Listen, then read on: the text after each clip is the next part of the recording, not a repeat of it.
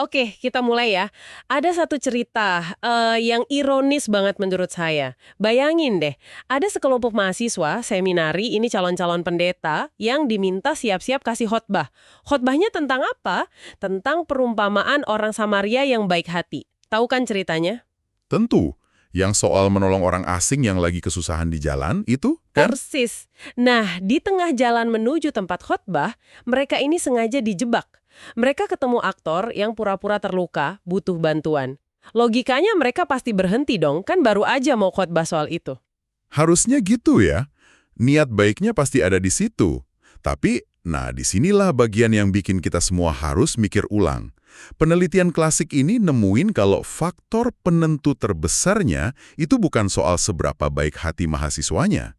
Faktor terbesarnya adalah seberapa buru-buru mereka. Ah, soal waktu. Kelompok yang dikasih tahu kalau mereka udah telat banget, ternyata cuma 10% yang berhenti buat nolong. Cuma 10%? Iya, 90%-nya ini gila sih. Bener-bener cuma melangkai orang yang butuh pertolongan itu. 90%? Itu angka yang luar biasa. Beda jauh banget pasti sama kelompok yang punya banyak waktu. Jauh sekali. Di kelompok yang santai, yang punya banyak waktu, 63% berhenti buat menolong. Wow, ini nunjukin kalau niat baik kita itu seringkali kalah sama satu hal yang sangat modern ya. Rasa dikejar waktu alias kesibukan. Selamat datang di pembahasan kita hari ini. Anda sudah memberikan kami bab 2 dari buku Connectable yang judulnya Penyebab Modern Rasa Sepi. Jadi misi kita hari ini adalah membedah bareng-bareng kenapa sih rasa sepi ini tiba-tiba jadi kayak wabah? Apa sebenarnya pemicu-pemicu di balik layar yang bikin kita di zaman yang katanya paling terhubung ini malah makin merasa sendirian? Dan eksperimen tadi itu pembuka yang sempurna banget. Karena langsung unjuk ke akar masalah pertama, jebakan kesibukan. Ini bukan soal mereka orang baik atau jahat, tapi soal perasaan, aduh, harus cepat-cepat. Dan itu cerminan budaya kita banget sekarang. Betul, kesibukan itu udah jadi kayak, simbol status baru. Kalau ada nanya, apa kabar? Jawaban, sibuk.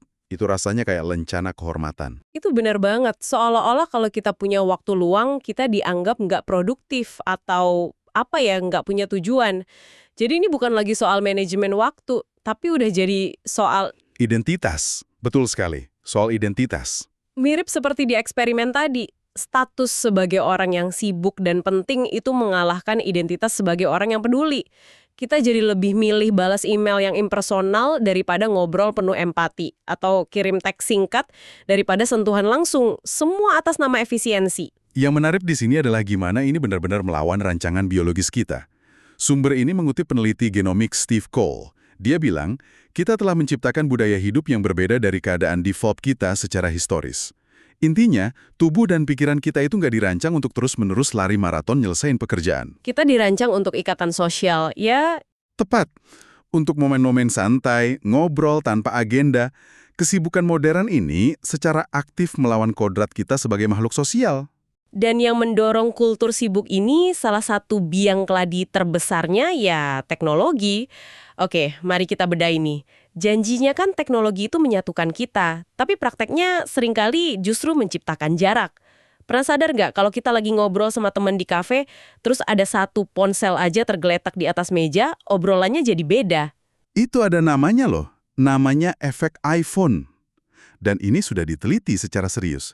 Kehadiran ponsel pintar di sekitar kita, bahkan cuma ditaruh di meja tanpa disentuh, itu udah cukup bikin percakapan jadi lebih dangkal. Lebih transaksional gitu ya? Betul, kualitas interaksi manusianya menurun drastis. Seolah-olah ada pengingat konstan bahwa ada dunia lain yang lebih menarik yang bisa kita masuki kapan aja. Jadi kita nggak 100% hadir di momen itu. Dari sekedar ponsel di atas meja, kita masuk ke dunia di dalam ponsel itu sendiri. Media sosial. Ini sih udah jadi tersangka utama ya. Sumbernya bilang kalau pengguna berat media sosial itu secara signifikan lebih mungkin merasa sendirian, terisolasi, dan ditinggalkan. Betul. Dan sumber ini memberikan istilah yang pas banget. Perangkap perbandingan. Kita secara nggak sadar membandingkan behind the scenes hidup kita yang mungkin lagi berantakan dengan highlight reel atau cuplikan terbaik hidup orang lain yang udah dipoles sedemikian rupa. Pertarungan yang nggak akan pernah bisa kita menangkan. Nggak akan pernah.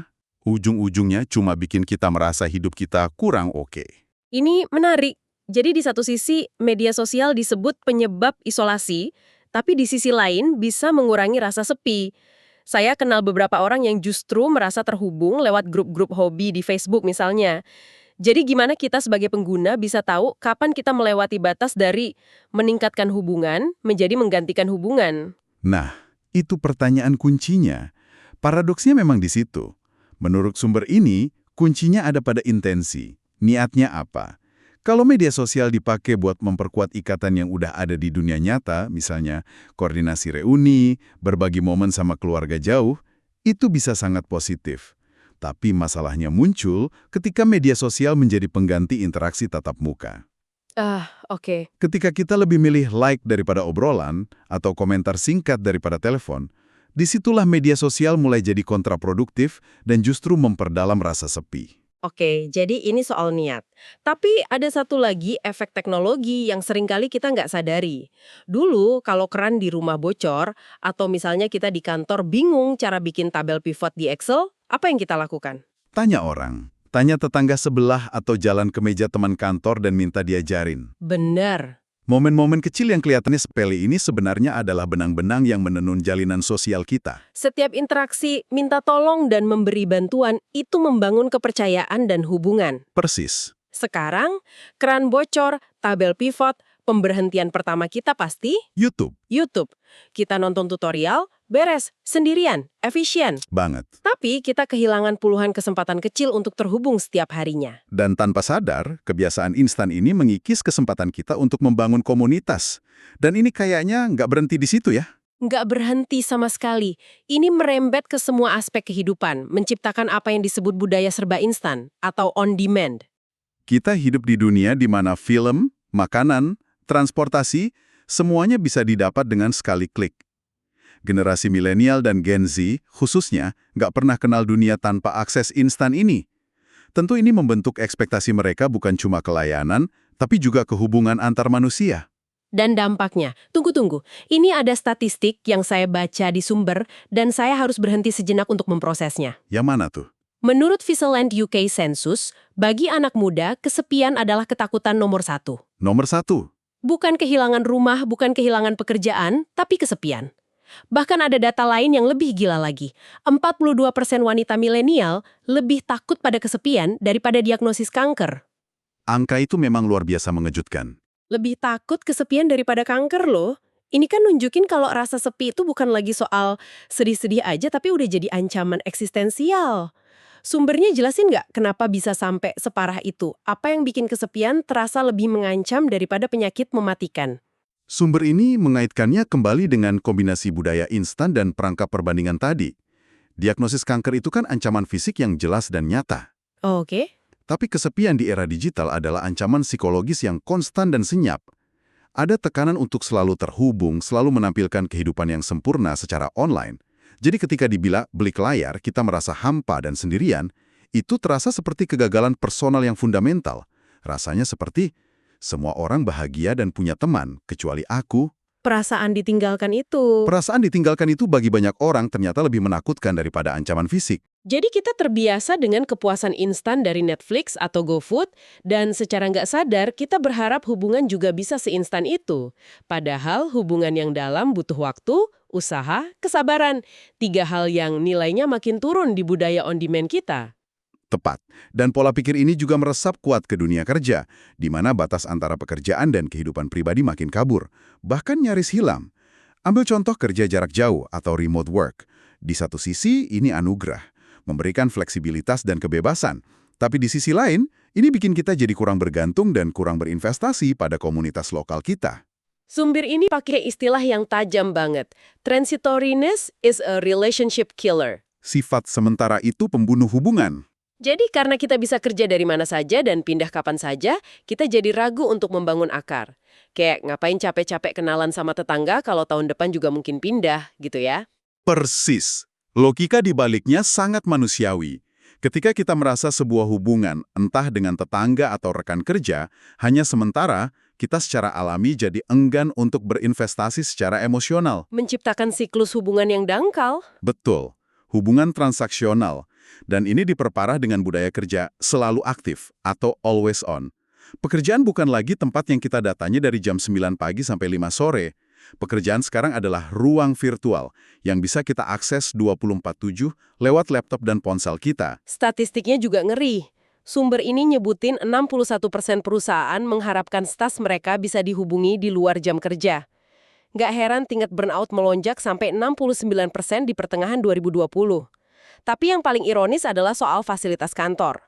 Perusahaan kasih dapur mewah, ruang meditasi, meja pingpong, niatnya kan baik. Kok malah bisa bikin kita makin terisolasi? Nah, ini dia ironi yang sering terlewat. Niatnya adalah membuat karyawan betah dan bahagia di kantor. Tapi efek sampingnya, tanpa disengaja, adalah menjebak kita di kantor lebih lama. Ah, masuk akal. Kita jadi makan siang di meja kerja, bukan sama teman di luar.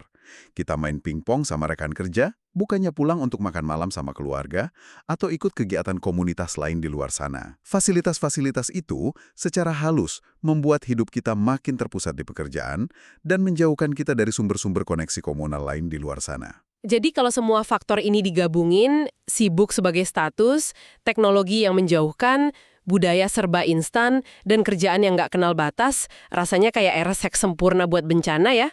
Ini semua menciptakan panggung untuk sesuatu yang lebih berbahaya lagi. Benar.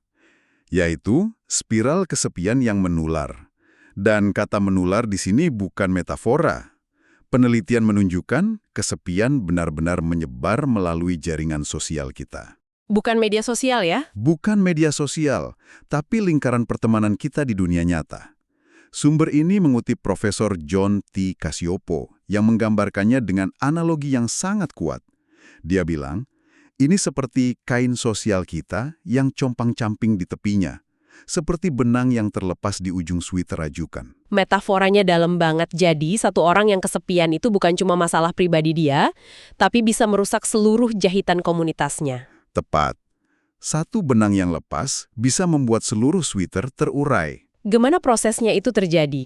Proses spiralnya dijelaskan dengan sangat jelas di sumber. Dimulai ketika seseorang merasa tersisih atau ditolak.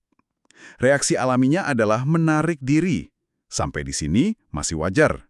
Tapi kemudian mereka mulai menghindari orang lain sebagai bentuk perlindungan diri. Jadi awalnya cuma ngerasa tersisih, terus malah jadi narik diri. Kok bisa gitu? Bukannya kalau merasa sendiri logikanya kita harusnya makin cari orang? Nah, itu dia jebakannya.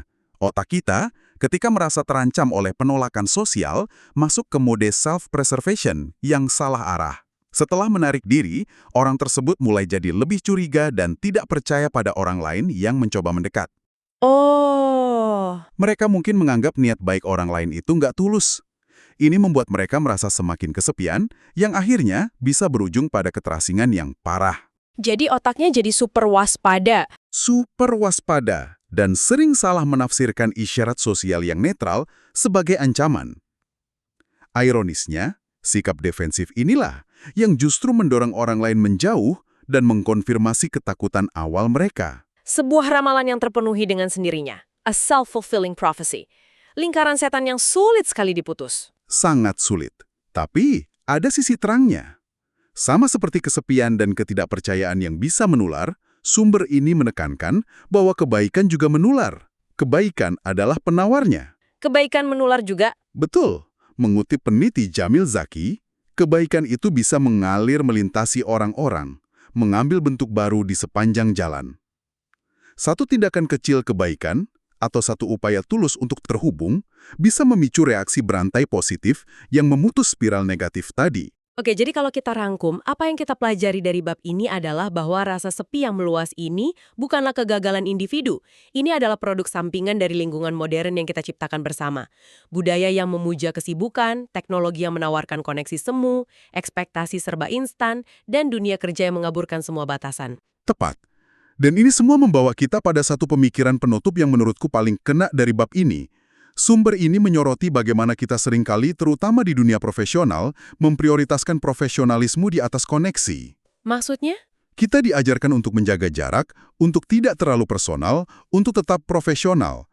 Tanpa sadar, kita menggunakan profesionalisme ini sebagai tameng. Tameng untuk tidak terlibat secara emosional atau pribadi. Tameng untuk tidak menunjukkan kerapuhan. Ini pertanyaan terakhir untuk Anda renungkan. Berdasarkan semua yang sudah kita diskusikan, Coba pikirkan, tugas dan kewajiban profesional apa yang mungkin sedang Anda gunakan sebagai tameng untuk menghindari hubungan yang lebih dalam dan lebih pribadi dengan orang-orang di sekitar Anda.